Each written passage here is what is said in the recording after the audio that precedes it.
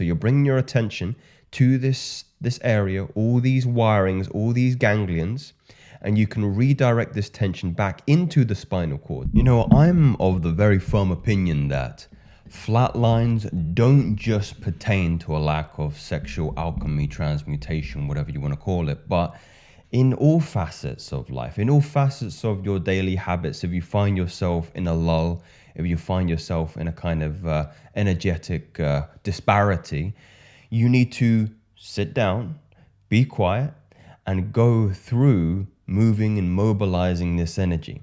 You know, if you've just had a heavy lunch, it's usually just a build-up of all that nervous energy going to the stomach, going to the areas that are associated with digestion. And if you focus on this area and breathe through it, you're actually aiding that process, speeding up that process to free up assets, energetic assets elsewhere in the body. But I'm getting away from the point here, gentlemen. We're going to be talking specifically about why these things don't need to exist, especially in the context due to energetic flatlines.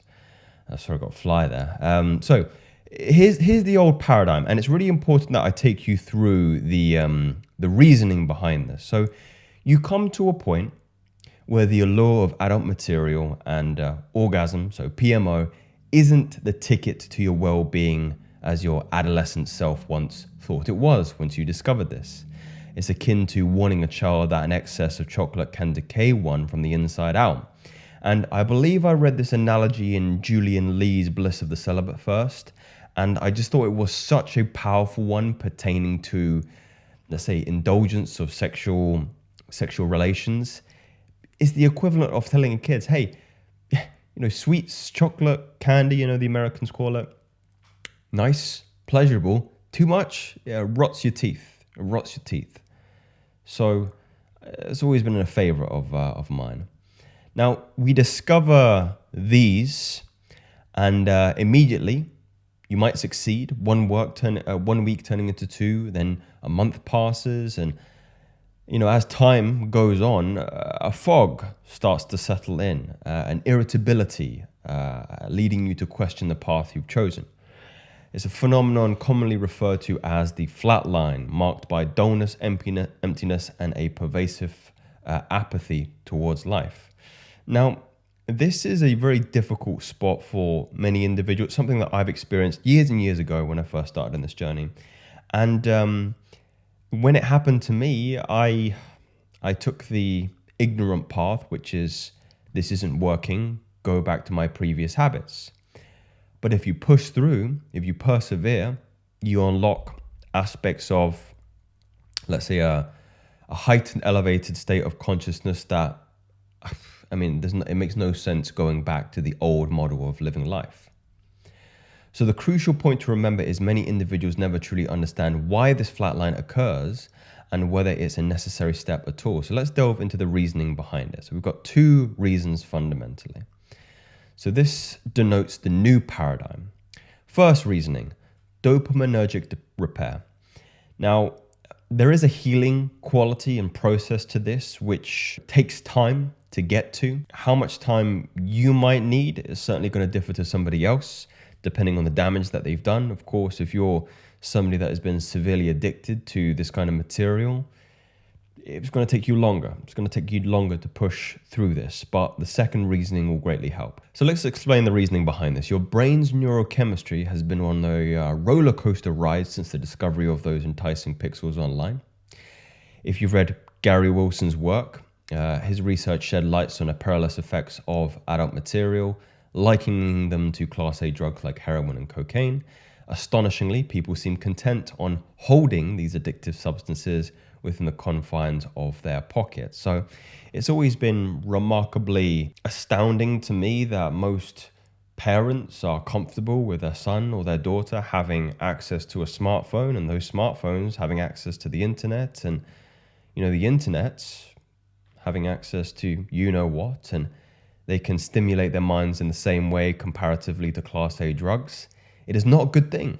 It's not a good thing. Once you cut off the surge of dopamine from your brain's circuitry, it takes time to return to baseline. You endure a withdrawal period, a phase where individuals revert back to old habits, the old paradigm, unable to resist the pull of pleasure. But if you can wait it out, something beautiful happens.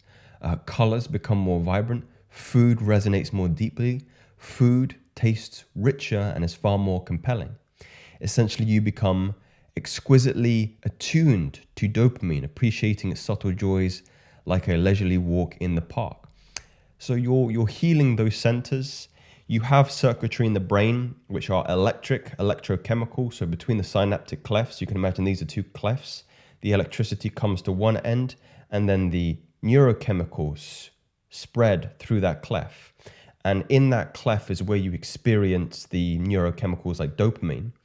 When you're addicted to Class A drugs, could be adult material, could it be heroin, inside that cleft sits all that dopamine.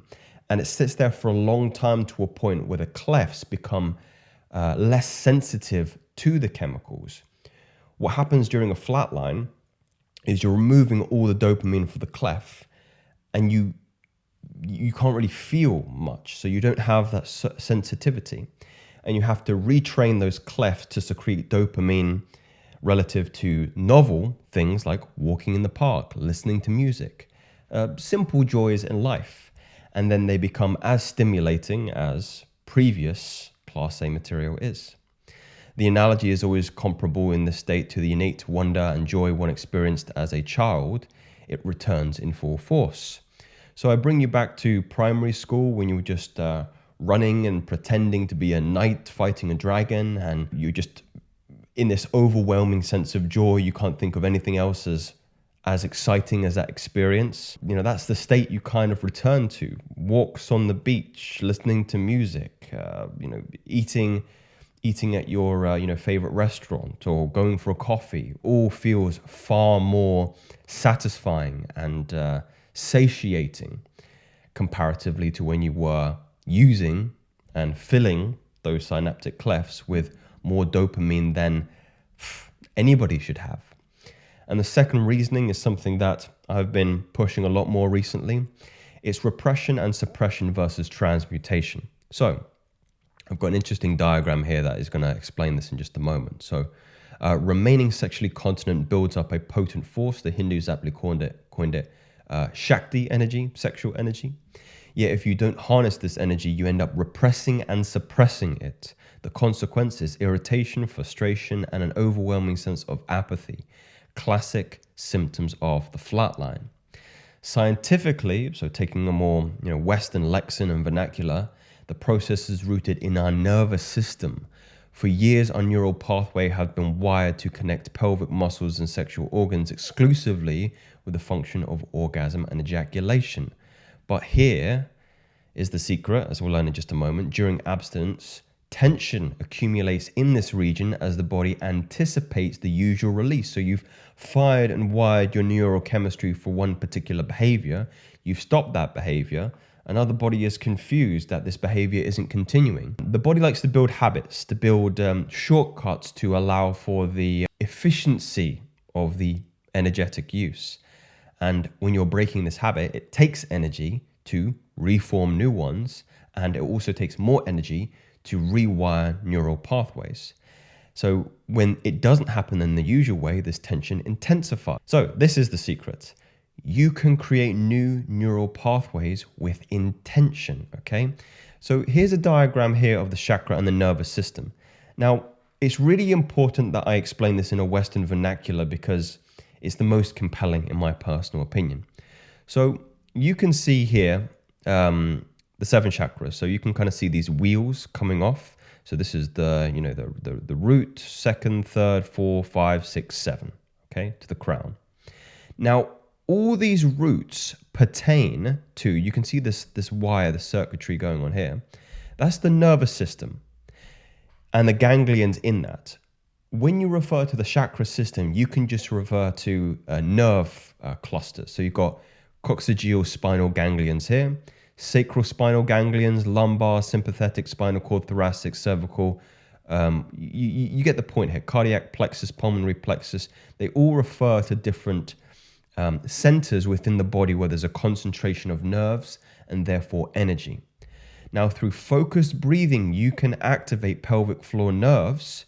So around here, the coccygeal plexus, the pelvic plexus is here. Through breathing, so you're bringing your attention to this area, all these wirings, all these ganglions, and you can redirect this tension back into the spinal cord. So this is the main hub here. This is the main channel.